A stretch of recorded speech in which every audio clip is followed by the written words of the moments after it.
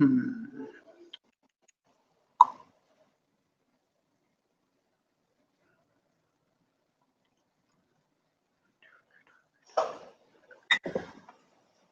right, Hare Krishna. I hope that this is going through. I'm not as adept at working with this restream system as I am with Zoom. I guess if it's not going through, somebody will text me or call me or let me know, whatever. So start with Jai Radha Madhava. Jai Radha Madhava Kunja Bihari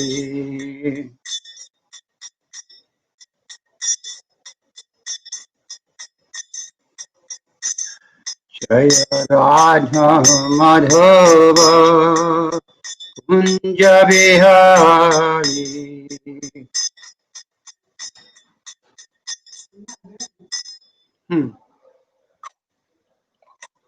Gopi Janna Ballava Girivanadari Gopi Janna Ballava Girivanadari Jasura Nandana Brajajana Ranjana Jasura Nandana Brajajana Ranjana Jamuna Tira Vanachari Jamuna Tira Vanachari Jaya Radha Madhava Kunja Bihari Jaya Radha Madhava Kunja Bihari Gopi Janna Ballava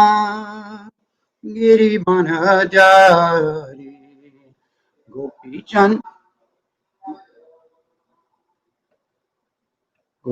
Janna Ballava Girivanadari Yasura Nandana Brajajana Ranjana Yasura Nandana Brajajana Ranjana Yamuna Tira Vanachari Jaya Radha Madhava Kunja Bihari Jaya Radha Madhava Kunja Bihari Jaya Radha Madhava Kunja Bihari Jaya Radha Madhava Kunja Bihari Gopi Janna Ballava Girivanadari Gopi Janna Ballava Girivanadari Jasura Nandana Brajajana Ranjana Jasura Nandana Brajajana Ranjana Jamuna Tira Vanachari Jamuna Tira Vanachari Jaya Radha Madhava Kunja Bihari Jaya Radha Madhava Kunja Bihari Jaya Prabhupada Jaya Prabhupada Jaya Prabhupada Jaya Prabhupada Jaya Prabhupada Jaya Prabhupada Jaya Prabhupada Jaya Prabhupada Jaya Nitya Veda Pravista Asta Tarasata Sisi Manas Divine Grace Hesi Bhaktivedanta Swami Shri Prabhupada Ki Jai Prem Se Kaho Sri Krishna Chaitanya Prabhu Nityananda Shri Advaita Shri Giradhar Shivasri Shri Gaura Bhaktivinoda Ki Jai Sri Sri Radha Shama Sundar Gopa Gopinatha Shama Kunda Radha Kundi Giri Govardhan Ki Jai Grantaraj Srimad Bhagavatam Ki Jai Shri Narottama Das Thakur Ki Jai Gaura Premanandi. All glories to the Assembled devotees. All glories to the Assembled devotees. All glories to the Assembled devotees. All glories to the lotus seat of Sri Guru and Gauranga. I hope this is working as well as I think it is on my end. So we'll just move forward unless someone tells me something otherwise. Om Namo Bhagavate Vasudevaya. Om Namo Bhagavate Vasudevaya. Om Namo Bhagavate Vasudevaya. Om Namo Bhagavate Vasudevaya.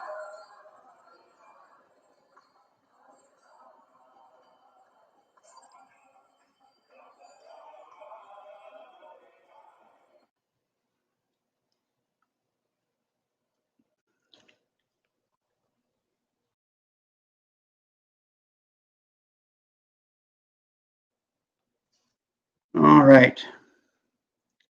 So today we're reading from Srimad Bhagavatam, first canto, 9th chapter, verse 32. I'm going to forego the repetition chanting because I have no audio from the temple side and don't know who's chanting or who's not.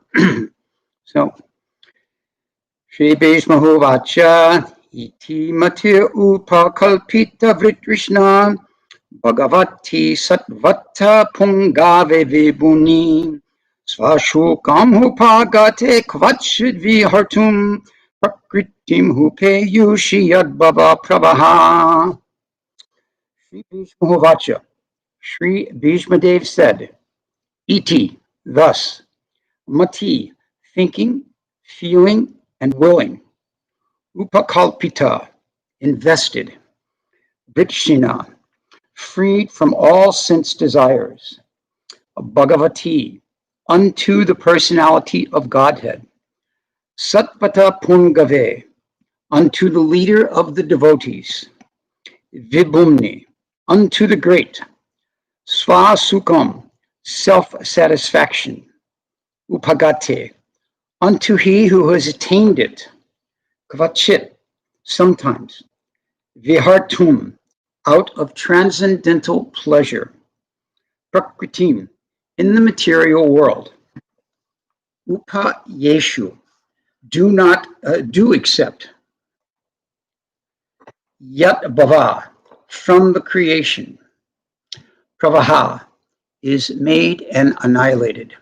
Translation, Bhishma Dev said, let me now invest my thinking, feeling, and willing, which were so long engaged in different subjects and occupational duties, in the all-powerful Lord Sri Krishna.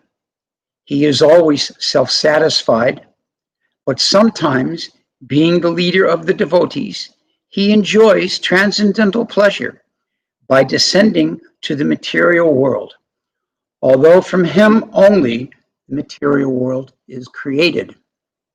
A purport by Srila Prabhupada.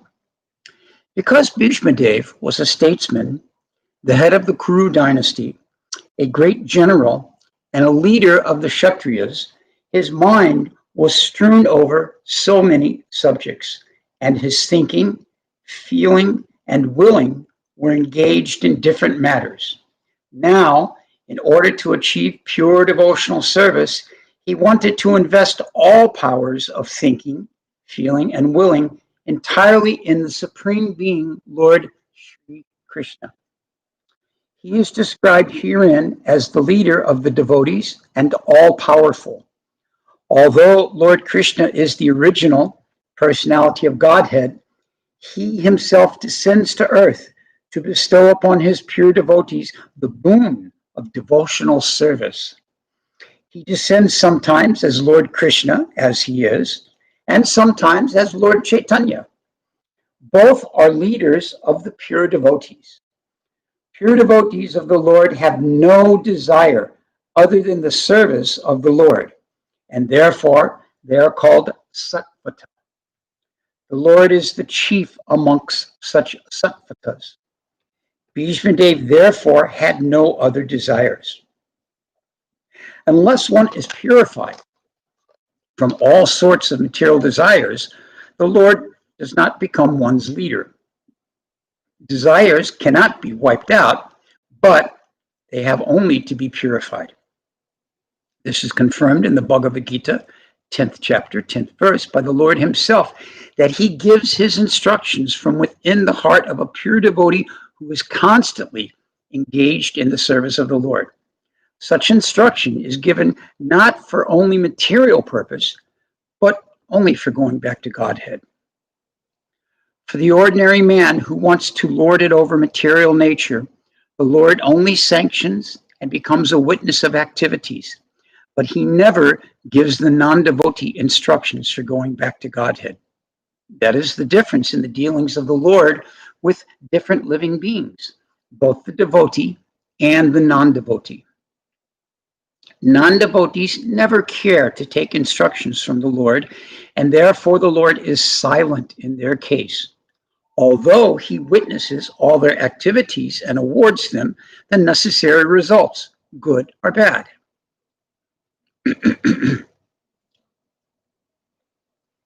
The devotees are above this material goodness and badness. They are progressive on the path of transcendence, and therefore they have no desire for anything material.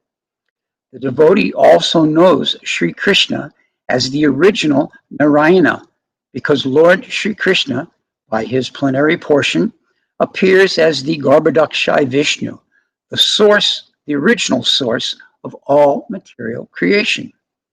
The Lord also desires the association of his pure devotees, and for them only the Lord descends to the earth and enlivens them. The Lord appears out of his own will. He is not forced by the conditions of material nature. He is therefore described here as Vibhu, or the Almighty, for he is never conditioned by the laws of material nature. Om Jnanatamidandasya Jananjana Shalakaya Chaksuhunmalitamina Tasmai Sri Gurave Namaha Mukam Karoti Vachalam Pangum Lam Jayati Girim Yakripatamaham Bande Sri Gurum Dinitarino Vanchakalpaturubhyascha Kripa Sindhu Bhavevacha Patitanam Pavanebhyo Vaishnavebhyo Namo Namaha. Excuse me.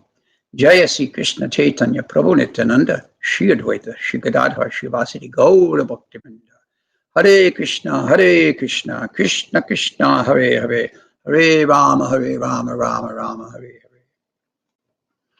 So we're continuing today with this chapter on the passing of the great Mahajan and well-known famous devotee, Grandfather Bhisma. The first two sentences of this purport are very, very important. I'll repeat those. Because Bhisma Dev was a statesman, the head of the Kuru dynasty, a great general, and a leader of all Kshatriyas, his mind was strewn over so many subjects, and his thinking, feeling, and willing were engaged in different matters. Now, in order to achieve pure devotional service, he wanted to invest all powers of thinking, feeling, and willing entirely in the Supreme Being, Lord Sri Krishna. Now, this indicates something that many of us have experienced, that as a leader, maybe not on the level of Bhisma Dev, but Bhisma Dev as a leader, he has his mind over so many different subjects. We wouldn't necessarily say that it's fickle like our own material consciousness, but his mind has so many different things that he has to think about. And this thinking of many different things is not in the mood of a sense enjoyer, much like ourselves, but it's in the mood of having a large variety of responsibilities, of duties, of concerns. Yet, we see here Prabhupada states that it's an important qualification for, he states what is an important qualification for attaining pure devotional service, and that is taking all of our thinking, feeling, and willing, and being able to withdraw it from these varied subjects that we may have to be responsible for or attentive to, and redirecting it only towards Sri Krishna. This is actually the sign of a great devotee, being able to do this, to fix their mind. This is one of the prayers from Queen Kunti. She's praying to be able to fix her mind despite so many things going on around her and within her own life, to fix her mind on the Supreme Personality of Godhead. This is for a more practical purpose on our side, a very important requirement for being able to leave this world. We see almost daily now throughout our society that many of our members are departing this world. This is not something surprising. It is, after all, the world of birth, death, old age, and disease. Death will come. And so when that time comes, the devotee is preparing to depart from this world, we surround them. They surround themselves with pictures, with transcendental, pure transcendental sound vibration, and things of this nature. This is so that this will assist them in pulling their consciousness back from all these other things that we've spent our life engaged in, spent our life thinking about, worrying about, taking care of, whatever, and then being able to just focus ourselves on the Supreme Personality of Godhead as we prepare to go and meet him. So this is also because we are not so advanced in fixing ourselves up that we require this assistance. In our own devotional service of thinking, feeling, and willing, we have two different sets of directions. We're drawn due to our material conditioning, and then we're drawn due to our spiritual desires. So we need assistance. And so Grandfather Bhisma is giving us an example of focusing everything on Krishna at the time. This basic principle of thinking, feeling, and willing, it molds all of our activities in this world, everything that we do, whether they're material, whether they're spiritual. This is the vehicle by which we manifest what we're doing, thinking, feeling, and willing. The process of thinking, feeling, and willing brings everything into reality. So which way it brings things into reality is entirely up to us. And this is the example that we have from our great acharyas. This is why we study the lives of our great acharyas, of the Mahajans. This is why we follow in their footsteps. This word here in the purport here, in the Sanskrit, let me go back here just a moment. Savatva Pungave, unto the leader of the devotees. So such a leader of the devotees we'd like to speak about today. This purport is a rich mine of additional points to speak about in the life of Grandfather Bhisma. But as we're celebrating the life of Narottama Das Thakur today, I want to switch over and speak about his example for us in this regards. He's one of the very first acharyas that most of us come in contact with in Krishna consciousness. He's an integral part of our daily practices. Many of the songs that we sing each day are written by Narottama Das Thakur. Many of the early bhajans most of us learned are associated with Narottama Das Thakur. And for myself, the life of Narottama Das Thakur was the first Vaishnavacharya history that I became enlivened by and decided to make a pursuit of understanding all of our acharyas. So this was back in the mid-'80s, and I started delving into the life of Narottama Das Thakur. So this is a particular acharya whose pastimes I've always liked to share very much. I've always been excited to. He's often referred to as a true Vaishnava hero for the devotees. Many times devotees refer to him as one of the original Sankirtan devotees for his efforts in distributing the books of the Goswamis. This we'll touch on a little bit later here. It's an interesting classification or description, if you will, Vaishnava hero, because in the life of all heroes, whether they be fictional or factual, we see that there was always a pre-chapter to their appearance, something that indicates what's to come, if you will. And such it is with the life of Narottama Das Thakur. We find that prior to the birth of Narottama Das Thakur, Sritetani Mahaprabhu was out on Sankirtan, going along the banks of the Padmavati River. He was traveling with Advaita Acharya, Nityananda, and Vakreshwar Pandit. And so he was doing the Harinam Sankirtan with them. And at one point, across from the village of Ketari, he stopped and he threw his names up into the air and he called out the name, threw his arms up into the air, and called, he's always throwing the holy names into the air. He threw his arms into the air and called out the name, Narottama, Narottama. Now, Nityananda turned to Advaita and said, who is this Narottama? We have no one in our associates named Narottama. So then they asked Mahaprabhu directly. Mahaprabhu indicated that in the future, a personality named Narottama will appear, and he will carry on the preaching of the Sankirtan movement when we are no longer present. So then at this point, Mahaprabhu entered into the river Padmavati. And as he stepped into the river one step at a time, the water raising higher and higher on his transcendental form, the personality Padmavati herself manifested. Such churning and ecstasy was manifested in the river. And at this time, Mahaprabhu manifested from himself a golden embodiment and placed this embodiment in the care of Padmavati and said to her that in the future, when that personality, Narottama, enters into your water, you will give this gift that I'm giving to you to him. Mother Padmavati rightly asked, my dear Lord, so many people are entering into my waters every day. How will I know which one is Narottama?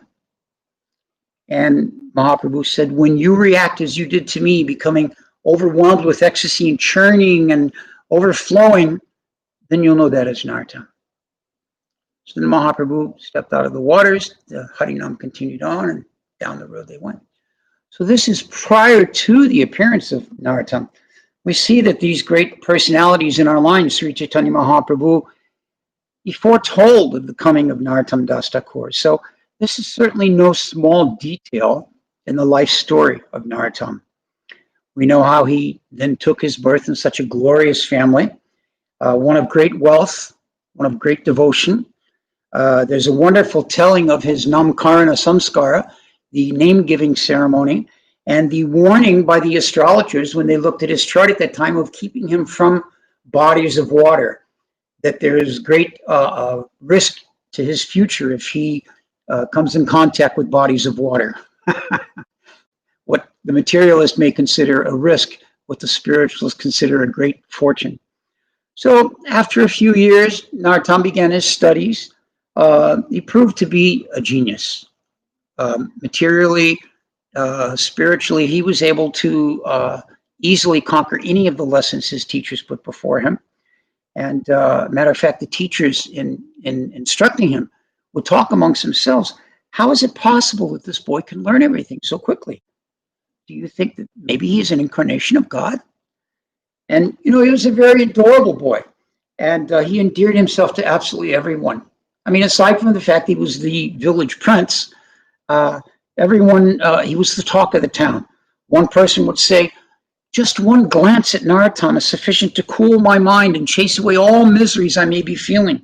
And another villager would say, from every angle of vision, this prince is beautiful.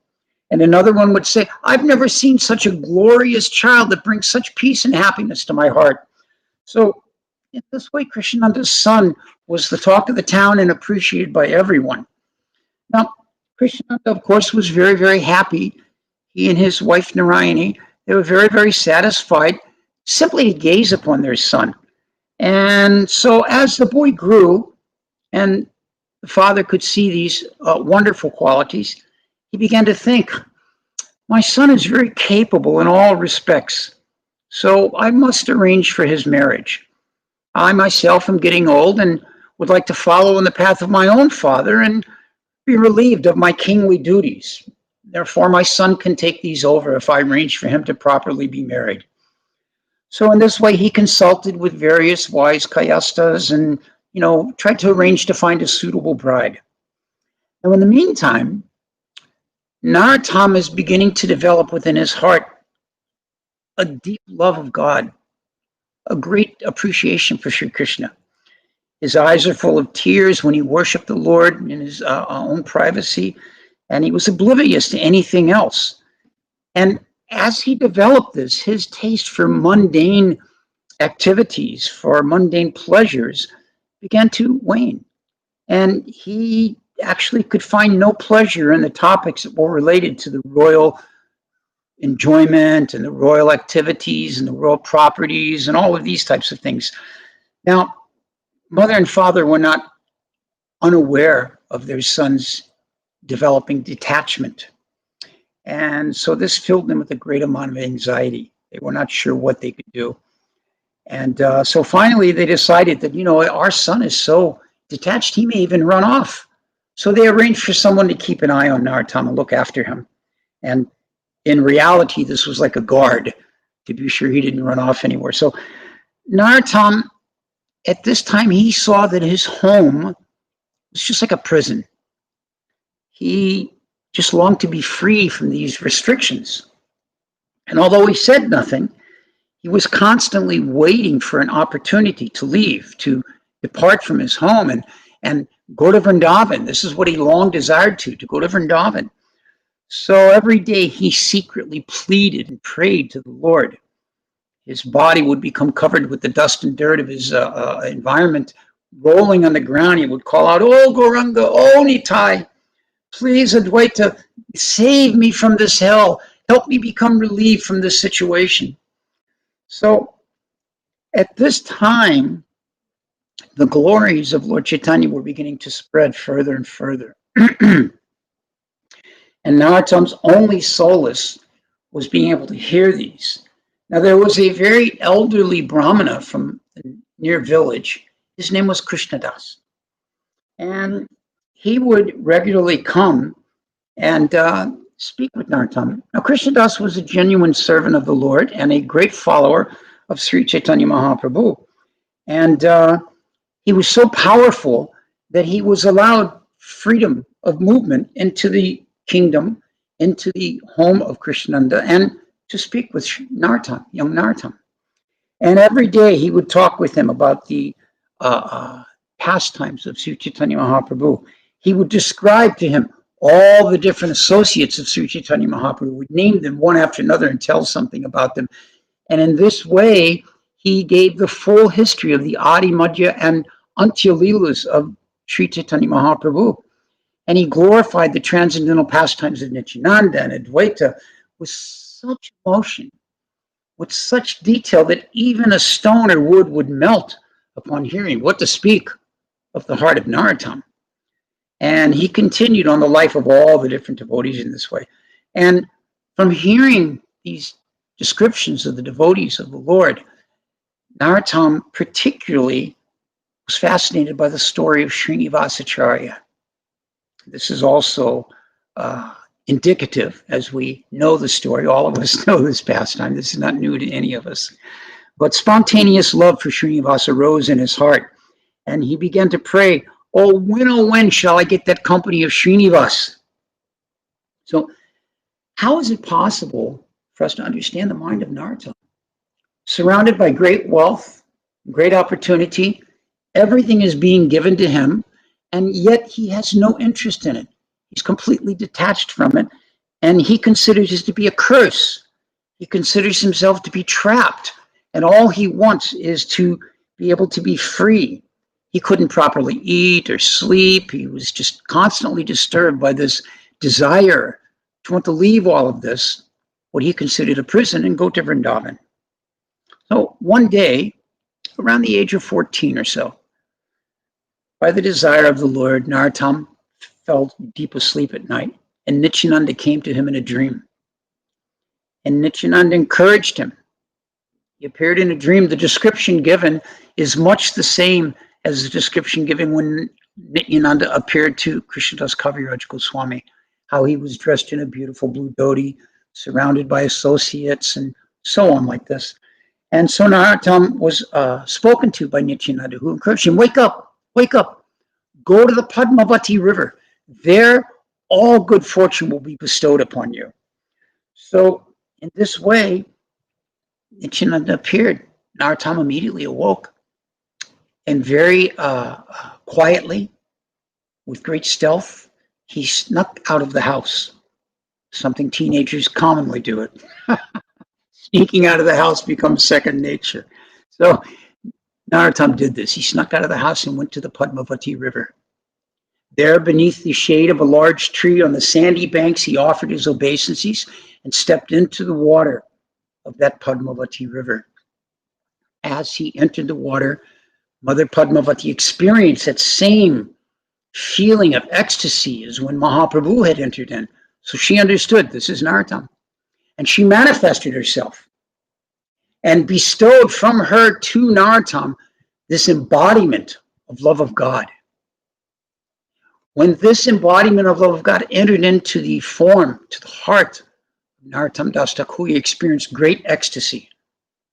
Love of God now seated itself firmly in him, and he became completely transformed, not only internally, spiritually, but externally. Prior to this, he was referred to commonly as Sham Varna. He had a kind of a darkish complexion. But once this love of God had manifested, he appeared Gora Varna. He had a golden complexion. So at any rate, as we know this story, his mother and father became very concerned. He didn't come down in the morning. They searched the house. He wasn't there. They sent parties out to find him. And eventually he was found. And although he appeared differently, the mother, she clearly knew this was Narottama and was not able to didn't miss the opportunity that this was her son, regardless of what his complexion was. So he was taken back to the house. Different assessments were made of his condition. One local soothsayer decided, oh, he is being haunted by a ghost. Another one thought, oh, he has lost his mind. The bodily airs are not in order. So in this way, different ideas were there. And Narottama quickly realized that if he was to be successful, he was going to have to control this ecstasy and play the part, so to speak. And so he calmed himself and continued to externally appear to be doing his duty as the son of the king, but internally always on the lookout for how he could escape, always on the lookout for some means to be able to get away from this circumstance in his life that was causing him all of this difficulty. So in this way, of course, we know the history. He did escape, and he arrived in Vrindavan, and very soon after arriving in Vrindavan, he was put under the shelter of Jiva Goswami. Jiva Goswami not only gave him shelter, introduced him all around Vrindavan, but arranged to teach him. He put him into a class. And who did he find in that class? Srinivasacharya. And thus, as we say in our modern vernacular, they became the best of buds. They were like two personalities in one body. Their thinking and their direction and their goals, it was all similar. And this is in spite of the fact that Srinivas was some 15 or so, roughly, years senior to Narottama. But immediately they connected. And so in this way, Jiva Goswami eventually introduces Narottama to Lokinath Goswami. And this story, we also know that Jiva Goswami took Narottama to the ashram, to the small abode of Lokinath. Lokinath lived on the outskirts of Vrindavan. Of course, then the outskirts were really the outskirts. When Srila Prabhupada originally got the land at New Ramanreti, he was questioned by all the locals, why New Ramanreti? Nobody ever goes out there. Why are you going to build anything there? And now, of course, it's practically the center of Vrindavan. So much is built up around it. So at any rate, Jiva Goswami took him to the Hermitage of Lokinath Goswami. He lived very quietly and humbly. As they watched from the distance, Narottama could see the deep meditation of chanting of the holy names that Lokinath was practicing. And Jiva Goswami pointed out to him how austere he was and how he kept to himself, how he ate hardly anything, how he practiced deep sadhana, and how he had declared he would never take any disciples. So Narottama asked Jiva, can you please introduce me?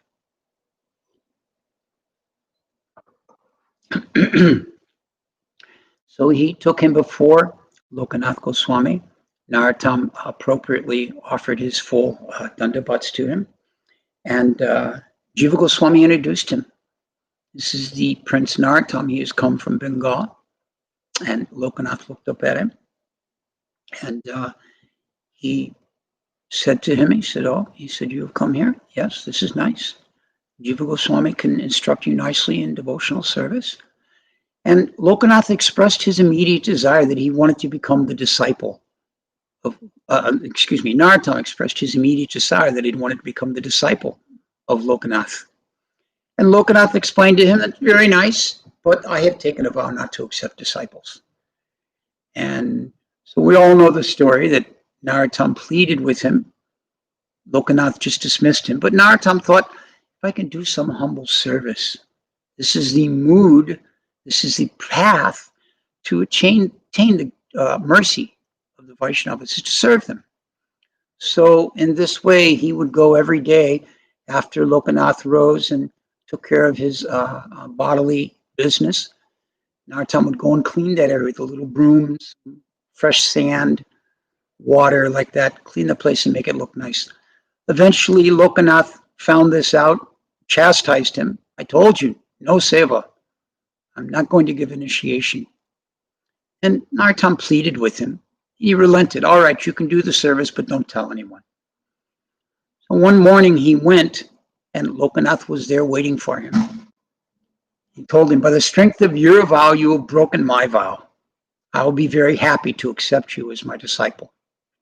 So in this way, we know the story. It's as a side note, I have to point out how painful it is to have to condense these stories and cut out so many of these pastimes and details.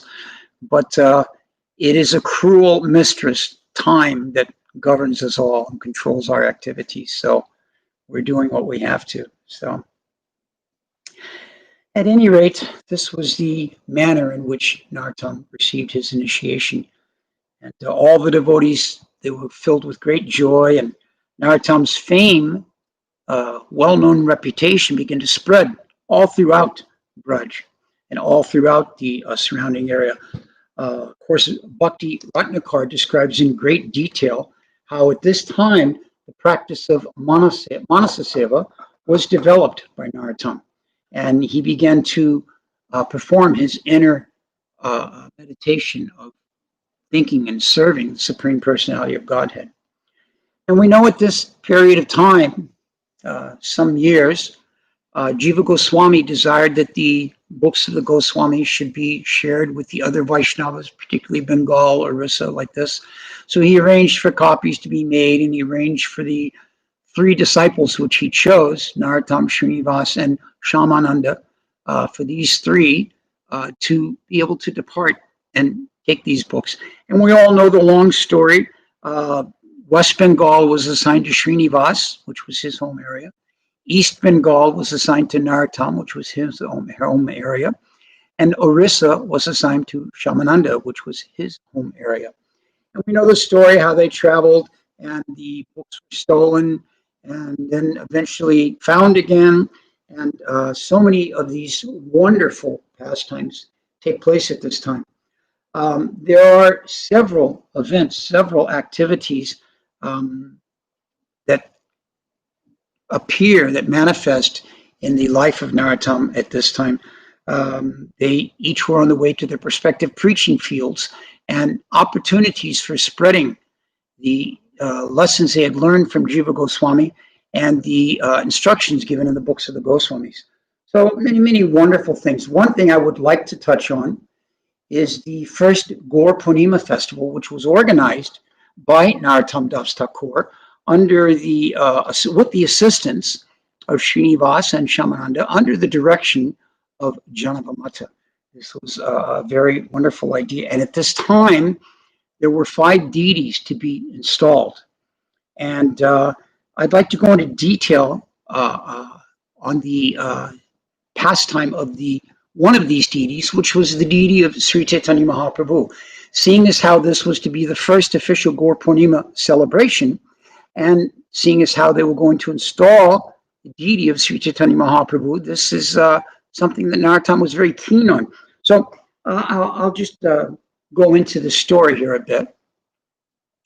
Walking down the pathway of the village, Narottam's gaze swept across the ornate temple compound in the middle of the town.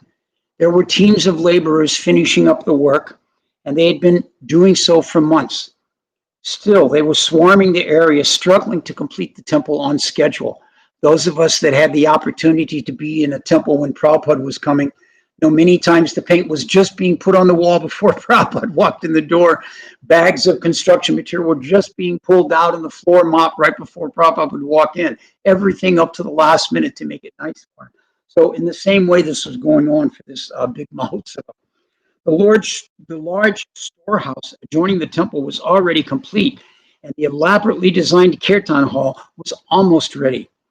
Gardeners were busy planting flowers and shrubs to create a vast garden around the temple complex. They floated clusters of blooming lotus flowers in the clear water of the freshly dug bathing ponds. Narottam's excitement grew as everything began to take shape. He wanted to make this festival the best that had ever happened. And now, with Srinivasacharya's expert managerial abilities and the boundless charity of his cousin, Santosh, it was finally going to be possible. His good friend Srinivas was working tirelessly to organize everything, and Narottam's heart warmed with gratitude for him. Walking further down the path, Narottam noted the lines of newly made mridungas drying in the sun and piles of shining new kartals stacked nearby. Each instrument was of the finest quality, and each had been specially handcrafted for the Sankirtan festival. A bit further on, he entered the large hut where the deities were being sculpted. Narottam studied the forms and the faces of each deity. The artisans had been laboring quite some time to get the deities ready. 5 of the deities were exquisite, but Narottam was not very satisfied with the deity of Lord Gauranga. He looked and had gone over for weeks at a time what the sculptors were doing, trying to improve it.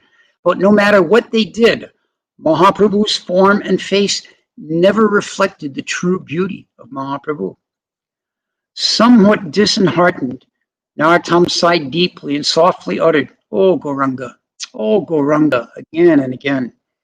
This is the only preparation for the festival that he felt was not turning out properly. That night, in a dream, Sritetani Mahaprabhu appeared to Narottam. "My dear Narottam, please listen carefully to me. You are trying to carve a deity of me, but it will never turn out because I do not intend to appear in that form. I have hidden myself in the form of a metal deity which is in the storehouse of a Brahmin named Vipradas. Because you are my dear devotee, I am blessing you with this knowledge." Saying this, Sri Chaitanya Mahaprabhu then disappeared. The following morning, after finishing his oblations, Narottam made inquiries to discover who is this Vipradas. One of the villagers came to know that in a nearby district there was a Brahmin Vipradas that lived there, and apparently he was an extremely wealthy dealer of grains. Excited, Narottam asked the visitor to take him to Vipradas's house. Without revealing his dream to his immediate associates, Narottam invited a few of them to accompany him, and they were brought to the home of Vipradas. Vipradas was visibly surprised and delighted to see the famous sadhu Narottam and his associates come to his home. He welcomed them with great respect and asked them with folded hands, "How can I be of service to you, O Narottam?" "I would like to go inside of your grain storehouse," said Narottam. Vipradas was very, very surprised by this unusual request. "Oh, there is no need for you to go into the storehouse. I will bring any grain that you want right here to you. I have many storerooms filled with the best quality of grains. Please sit down. I will bring whatever you like." Narottam laughed, and he said, No, it is not grains that I require. I want to go inside of your storage for the rice paddy."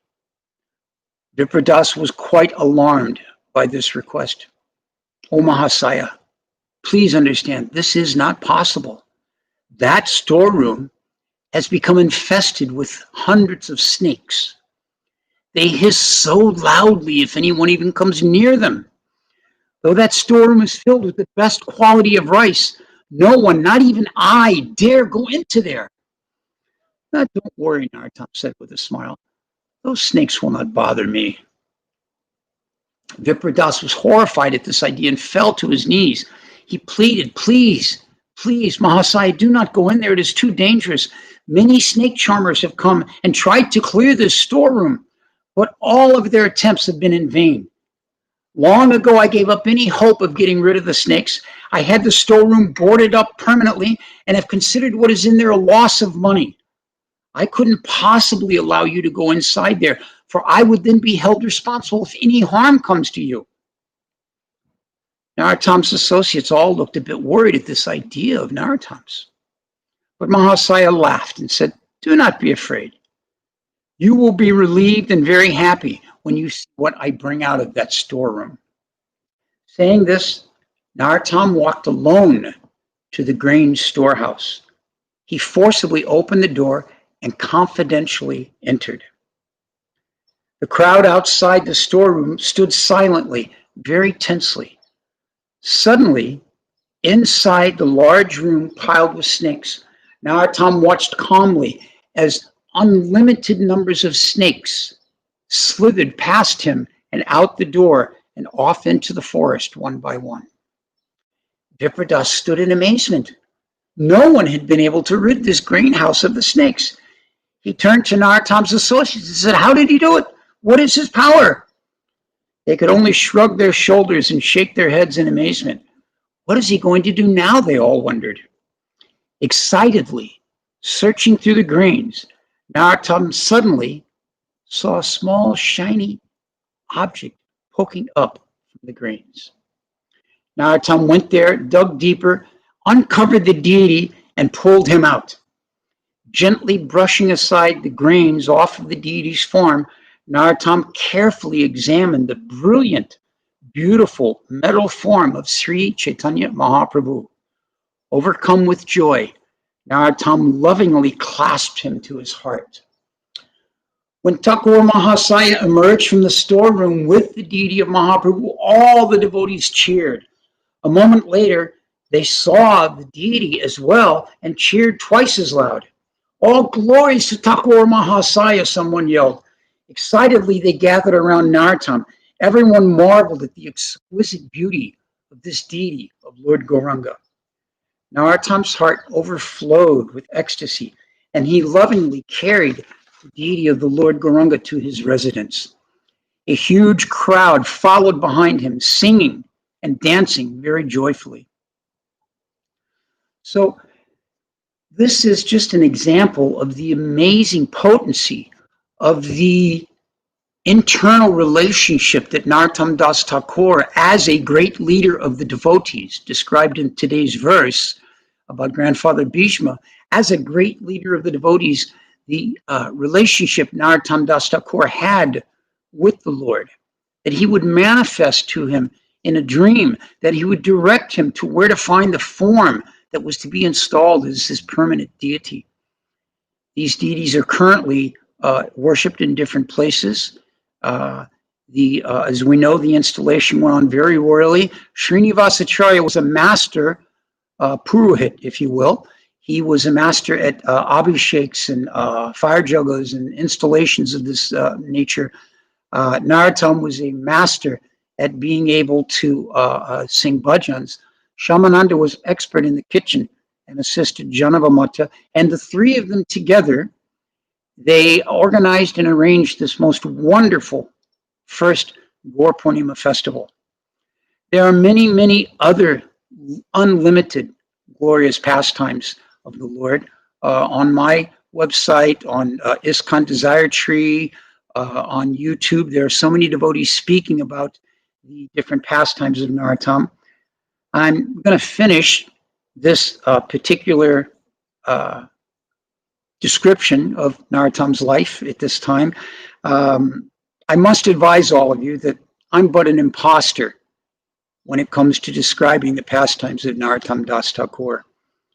The real personality who can give unlimited explanation, who can speak on this subject of Narottama is Sitala Thakurani.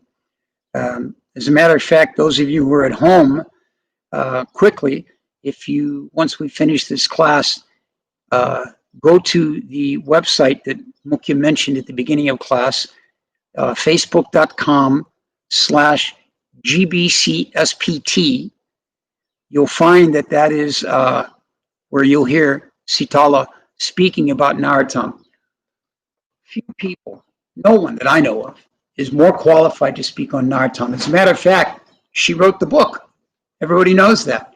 So this is an opportunity for all of you to hear from her as we finish this pastime of Narottama Das Thakur and conclude this class today.